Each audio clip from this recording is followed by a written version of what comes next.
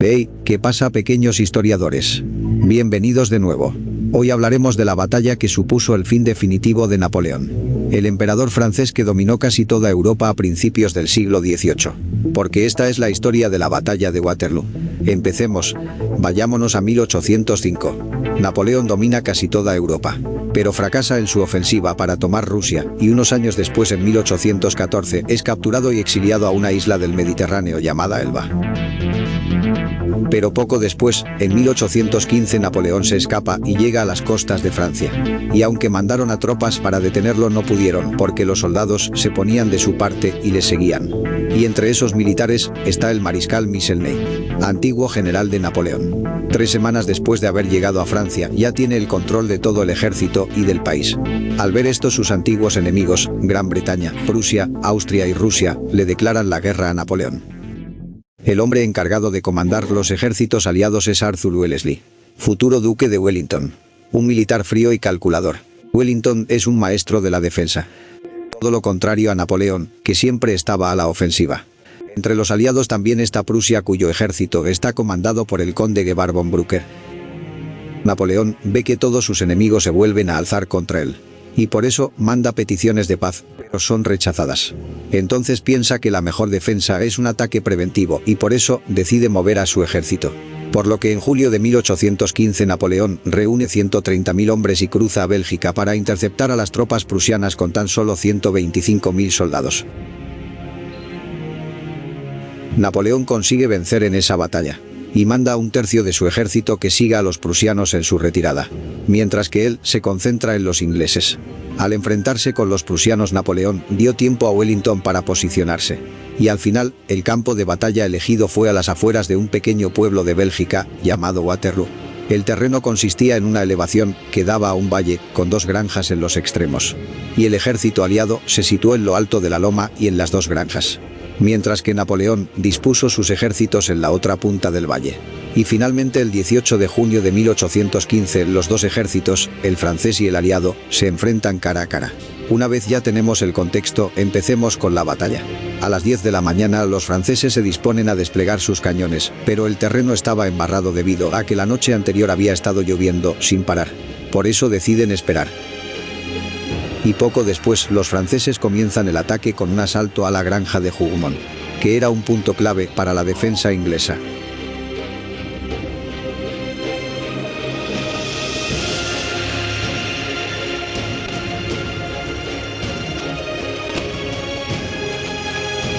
Pero a las 11:30 de la mañana los ingleses consiguen repeler el ataque francés. A mediodía, ya con el terreno seco, los franceses disparan sus cañones contra los ingleses, que sufren bastantes bajas. Se cree que pudieron morir hasta 500 hombres. Mientras tanto, los prusianos, que huían de los franceses atraídos por los disparos de los cañones, se dirigen al campo de batalla, mientras que Napoleón manda un ataque frontal contra las líneas británicas,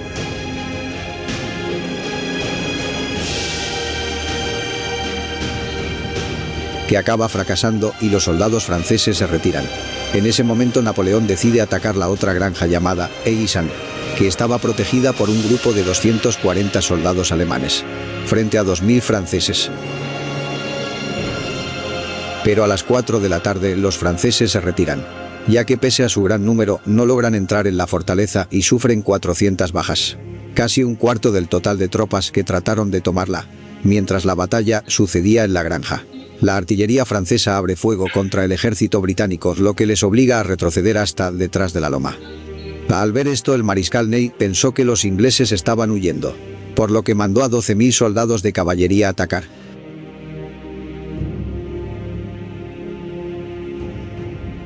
Pero los ingleses adoptan una formación en cuadro, que consistía en formar un cuadrado con soldados que ponían sus bayonetas hacia afuera, impidiendo que los caballos se les acercaran. Los franceses, al ver esto, se retiraron, y en ese momento la artillería francesa volvió a abrir fuego, así hasta que la caballería retomó la carga. Y cuando los soldados franceses se retiraron de nuevo, se repitió lo mismo en bucle. Pero aún así los cuadros británicos resisten, y la caballería se retira definitivamente. Pero Napoleón sigue convencido de que la granja es la clave, por lo que ordena un nuevo ataque sobre las 6 de la tarde que resulta exitoso, y los soldados alemanes se ven obligados a retirarse. Al final de la tarde, los prusianos se acercan al campo de batalla, y Napoleón, al verse acorralado, decide lanzar un último ataque contra los ingleses, usando a sus tropas de élite, la vieja guardia, un grupo de más de 4000 soldados que eran lo mejor del ejército francés. Al ver esto, Wellington ordena que gran parte de su ejército se tumbe escondiéndose detrás de la loma, y los franceses, creyendo que los ingleses huyen, se lanzan al ataque rompiendo la formación. Pero en ese momento todos los ingleses se levantan y pillan por sorpresa a la guardia, que ante toda la potencia de fuego de las tropas británicas se retira. Y al ver esto, Wellington ordena que todo su ejército avance hacia los franceses, lo que provoca el pánico entre las filas francesas, que se retiran desordenadamente hacia París. Y finalmente los ingleses ganan la batalla. Poco después Napoleón se entregó, y la monarquía francesa fue restaurada. Esta batalla fue el último gran enfrentamiento entre las potencias de Europa hasta la Primera Guerra Mundial. Bueno, y hasta aquí la batalla de Waterloo. Si os ha gustado, no dudéis en darle a like y suscribiros para más vídeos de batalla. Muy bien. ¿Qué es lo que sucede en esta batalla? ¿Cómo es posible que el genio militar de Napoleón termine perdiendo? Bueno, por muchas circunstancias. Una de ellas, ya Napoleón era mucho más viejo, ya había perdido gran parte de su capacidad militar después de lo que pasó en Rusia. Si él no hubiese salido para Rusia, muy posiblemente hubiese tenido un ejército muy poderoso, muy grande, y hubiese logrado hacer que allí las cosas terminaran mal para los ingleses, o para la coalición. Segundo error, como ustedes vieron, él lanza un ataque preventivo contra los prusianos, a los cuales les gana, y manda un tercio de su ejército a perseguirlos. Resulta que los prusianos lo que hicieron fue una vuelta, y mientras que los franceses los perseguían, ellos estaban volviendo otra vez al enfrentamiento para llegar a la batalla de Waterloo y intentar rodear. Lo segundo fueron las tácticas.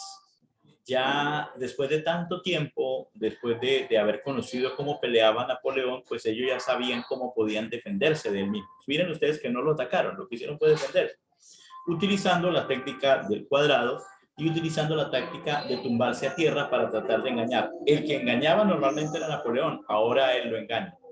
Y pues algunos errores, como por ejemplo el del general Ney, o el mariscal Ney, que termina enviando a su ejército cuando no se dio cuenta que realmente estaban preparados para defenderse de ellos. Y pues no alcanzó a llegar temprano. Napoleón generalmente era el que ponía porque el sitio de haber tenido Napoleón todo su ejército, toda su capacidad, él hubiera ganado más, estuvo a punto de ganar.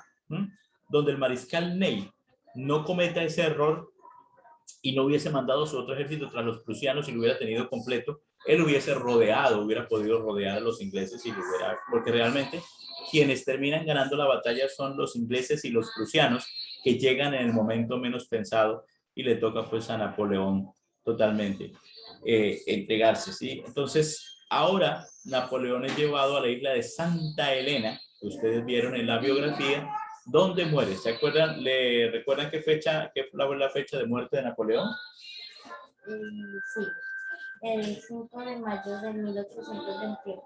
El 5 de mayo de 1821, el gran Napoleón Bonaparte muere en la isla de Santa Elena, una isla perdida, lejísimos. O sea, Elba era más o menos cerca de Francia e Italia, pero Santa Elena era más cerca de África y de América, una isla perdidísima, donde la posibilidad de volarse pues era nula, y allí muere. Se dice que él muere de muerte natural, sin embargo investigaciones posteriores analizaron que la concentración de cianuro en el cuerpo de Napoleón era impresionante. Con él, por segunda vez se utilizó para su entierro una de las músicas, una música que solamente se han tocado 2 veces en la historia, y les voy a poner un poquitico de esa pieza, que es el famoso Requiem de Mozart, que es un canto, largo, lógicamente.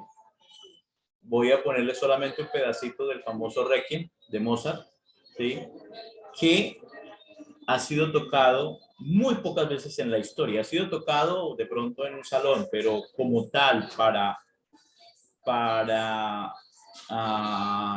lo que fue creado. Los requiem son misas para muertos, es decir, para los funerales.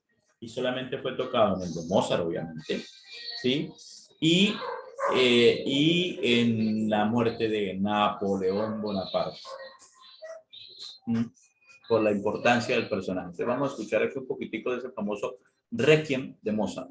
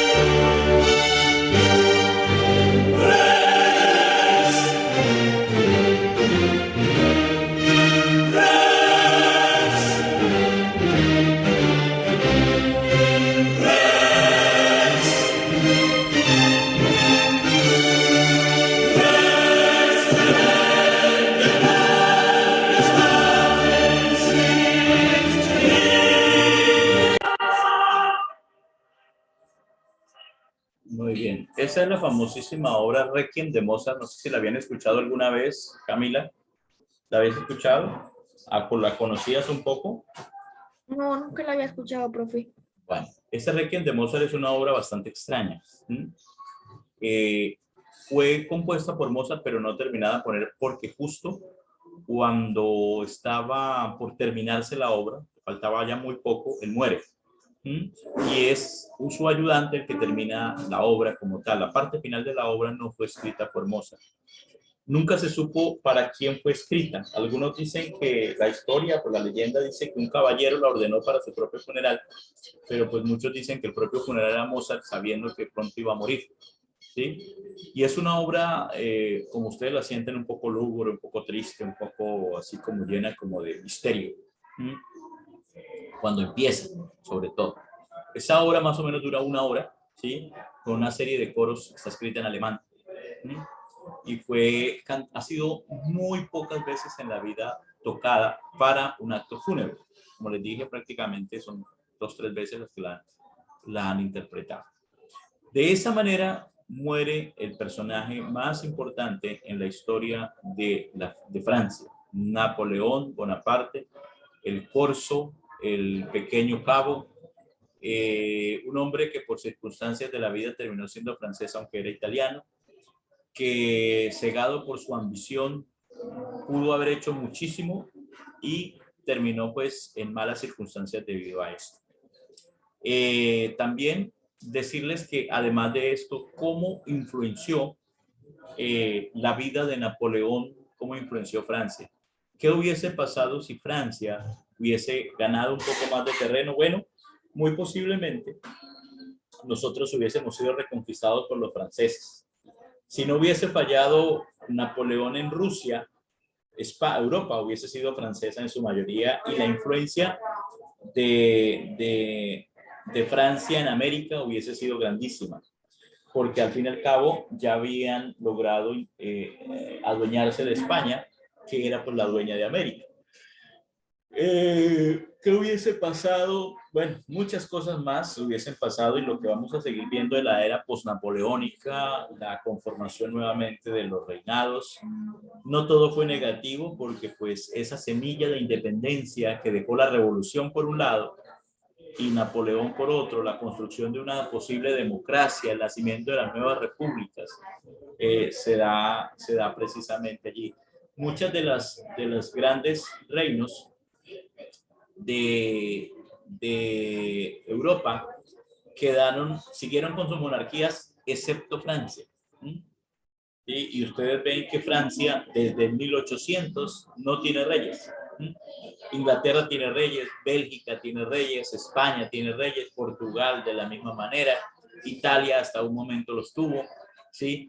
Pero la primera nación, ¿sí?, en alcanzar su estatus democrático y república fue Francia. Por eso, Francia, al igual que México en América, y de pronto un poco Estados Unidos, se convirtieron en países que recibieron a muchos grandes artistas. Y la vida en Francia ha sido muy influenciada por artistas de todas las épocas que se refugiaron allí buscando la posibilidad de crecimiento literario, musical, poético, bueno, de todo lo que ustedes se imaginen. ¿No? Por estas circunstancias.